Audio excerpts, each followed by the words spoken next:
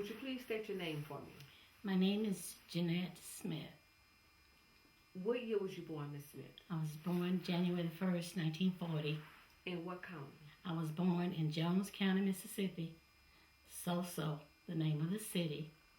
And my family in So were the Knights and the Musgroves. My daddy was Musgrove, and my mother was the granddaughter of Newt Knight, and who was he was captain of the Free State of Jones. Most people are familiar with Captain Newt Knight. He was a captain who deserted the Confederacy and joined the Union Army because he didn't believe in owning slaves, even though his grandfather had owned slaves, but he didn't. Newt Knight was my great-grandfather. His grandfather purchased my great-grandmother, Rachel, on the blocks out of Mobile. She was, at that time, about 13 years old.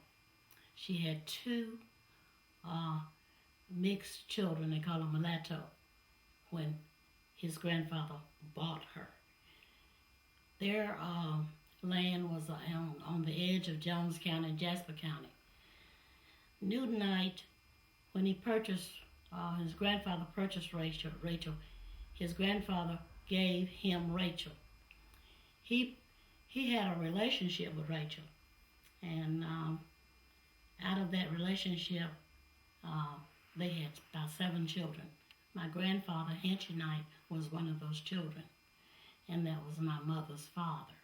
So, because of him integrating, she was mulatto herself. She was mixed. So, he purchased her strictly for personal reasons. I understand that the Mormons had came down and they had did a lot of pioneering and witnessing and recruiting memberships in Jones County. I guess he came up with the concept that he could have as many wives as he could afford, but he was the only one that started crossing the racial lines. So he had, my grandmother had a house right beside his house. So he raised children by his white wife and by my grandmother. By his concubine. Yeah, his concubine.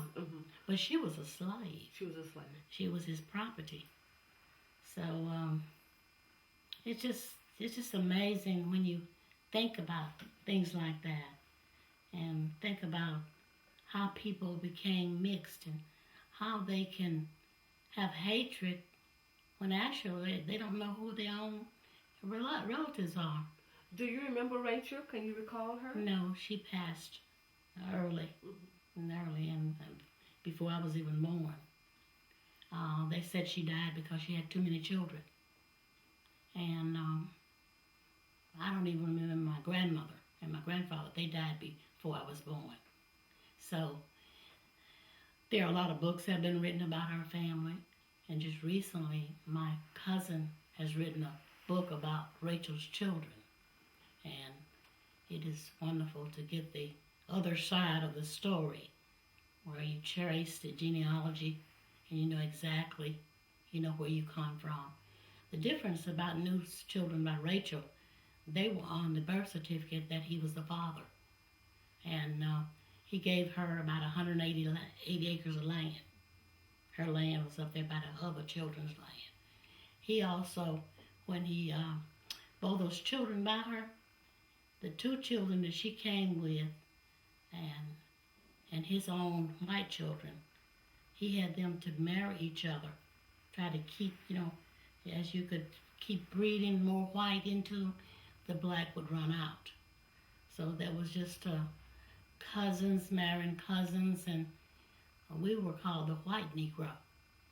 And, it was just like you lived in like a little secluded town. Nobody bothered Newt's Knight children. White or black? White or black.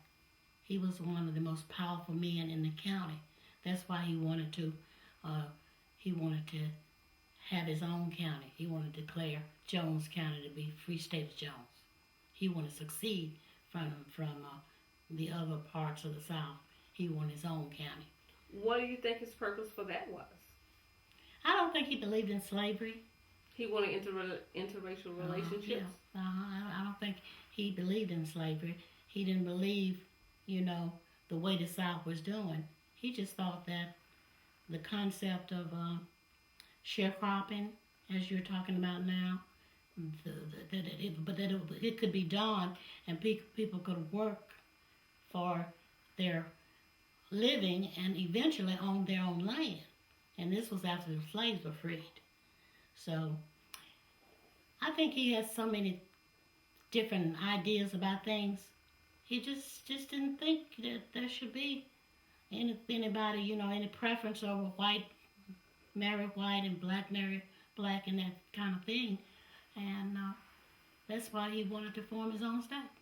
Now, tell us about the sharecropping period. Did you ever meet any former sharecroppers? Did you know any? Well, unfortunately, the sharecropping that was done within our family, which was a big family that spread it from Jasper, Jones, and even Forest County, where you had these white Negroes. When they brought in their other relatives, they let them sharecrop until they were able to establish their own land, but there was not that kind where they would beat them out of the land and just really, instituting slavery again. I think that we were taught that, we should look after our own.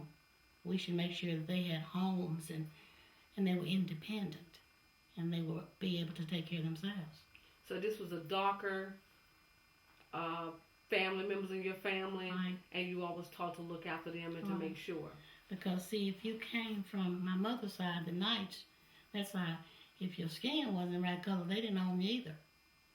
If somehow or another, you know how it is when you got mixed race, some of them are going to come out dark.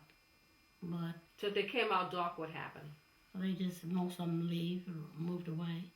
They didn't take them in and let them sharecrop until much later. But when